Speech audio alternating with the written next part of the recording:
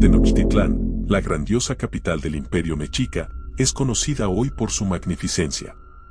Fundada alrededor del año 1325 en el lago de Texcoco, esta ciudad se convirtió en un símbolo de poder, ingenio y riqueza en Mesoamérica.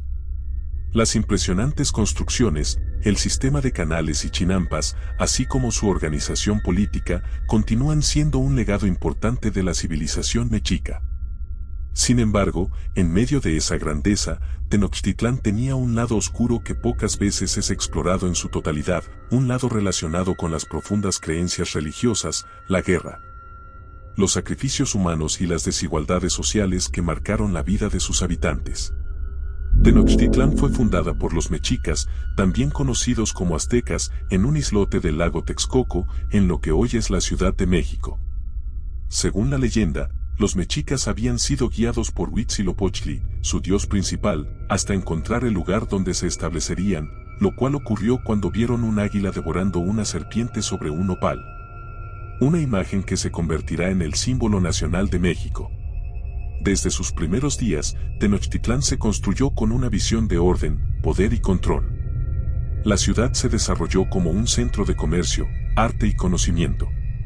La gran plaza central, conocida como el Zócalo, estaba rodeada de templos imponentes, el más grande de los cuales era el Templo Mayor, dedicado a Huitzilopochtli y Tlaloc.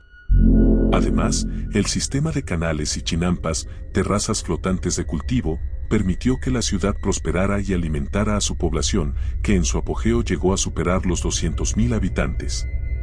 A través de alianzas estratégicas y conquistas militares, los mexicas ampliaron su dominio, convirtiendo a Tenochtitlán en el centro de un imperio que abarcaría la mayor parte de Mesoamérica.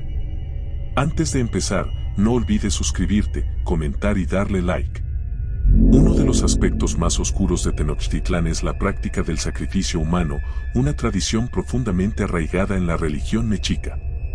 Para los mexicas, los dioses eran seres poderosos que mantenían el equilibrio del mundo y, para apaciguarlos, era necesario ofrecerles sacrificios.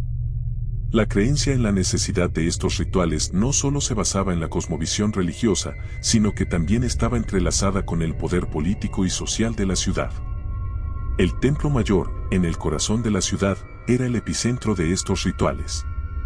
Los sacerdotes mexicas realizaban sacrificios humanos que consistían en arrancar el corazón de las víctimas mientras aún estaban vivas y ofrecerlo al sol, en un intento de asegurarse su luz y calor para que el ciclo de la vida continuara.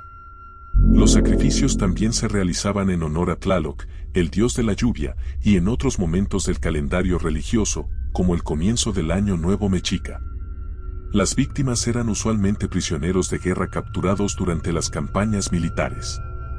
Estos prisioneros, a menudo de pueblos rivales, eran vistos como ofrendas vivientes que mantenían el orden cósmico. La práctica del sacrificio, por tanto, no solo tenía un significado religioso, sino que también tenía un objetivo político, al capturar a enemigos.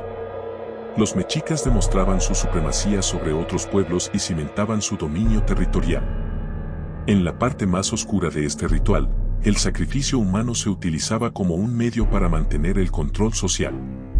Los líderes mexicas utilizaban estos actos de violencia ritualizada como una forma de intimidación, tanto interna como externamente.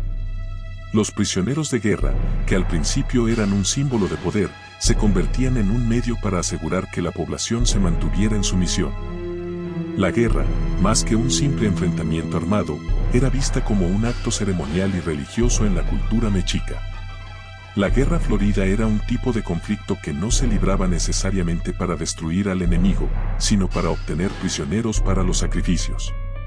Las batallas entre los mexicas y otros pueblos de Mesoamérica, como los tlaxcaltecas, se caracterizaban por la estrategia de capturar prisioneros vivos en lugar de masacrar a los enemigos.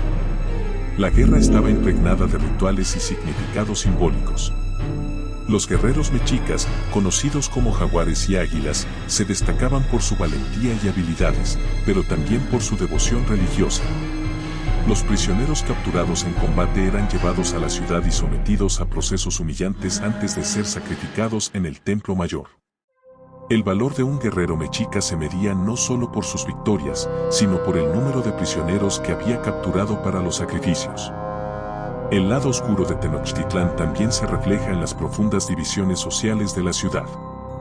A pesar de la riqueza y el esplendor de la ciudad, la estructura social mexica estaba marcada por una rígida jerarquía. En la cima se encontraban los tlatoanis, líderes supremos, y los nobles, quienes gobernaban y controlaban la distribución de recursos. Por debajo de ellos estaban los macehuales, los campesinos y artesanos, quienes trabajaban para el beneficio de la élite. Los tecutli, la clase noble militar, se encontraban entre los más privilegiados y eran los responsables de la guerra y la defensa del imperio. Por debajo de esta jerarquía se encontraban los tlacotin, los esclavos, quienes no tenían derechos y eran considerados propiedad de sus dueños. La esclavitud era una institución fundamental en Tenochtitlán, y los tlacotin podían ser adquiridos a través de la guerra o naciendo en esa condición. Los esclavos realizaban los trabajos más pesados y servían tanto en las casas de los nobles como en los templos. La desigualdad social era palpable, y aquellos que ocupaban los peldaños más bajos de la jerarquía vivían en condiciones de pobreza y opresión. El hecho de que la sociedad mexica estuviera organizada de esta manera puede verse como una de las razones por las cuales la población se sometió tan fácilmente al dominio de los conquistadores españoles. La tensión social, sumada al miedo a los sacrificios y a la violencia ritualizada, contribuyó a crear un ambiente de sumisión que facilitó la caída de Tenochtitlán. En 1519, el conquistador español Hernán Cortés llegó a las costas del Imperio Mexica. La llegada de los españoles fue vista por algunos como el cumplimiento de una antigua profecía sobre el regreso de Quetzalcóatl, lo que inicialmente permitió a Cortés formar alianzas con pueblos enemigos de los mexicas. Sin embargo, la verdadera caída de Tenochtitlán ocurrió debido a la combinación de factores como las enfermedades traídas por los europeos, la traición interna y el colapso de las estructuras de poder. La ciudad fue finalmente tomada por los españoles en 1521, después de un largo asedio. La destrucción de Tenochtitlán fue el fin de un imperio que había brillado por su grandeza y oscuridad. La caída de la ciudad significó la desaparición de una de las civilizaciones más complejas y poderosas de Mesoamérica, pero también marcó el fin de un periodo de sacrificios humanos, guerra ritualizada y opresión social. Tenochtitlán fue una ciudad de contrastes. Mientras su belleza arquitectónica y organización sorprenden, su lado oscuro, enraizado en la violencia ritual, la guerra y la desigualdad, fue un elemento fundamental que sustentó su grandeza.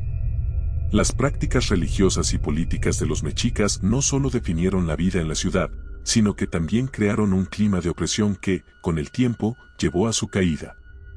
Tenochtitlán, entonces, es una ciudad que refleja los límites del poder humano y las tensiones entre la gloria y la oscuridad.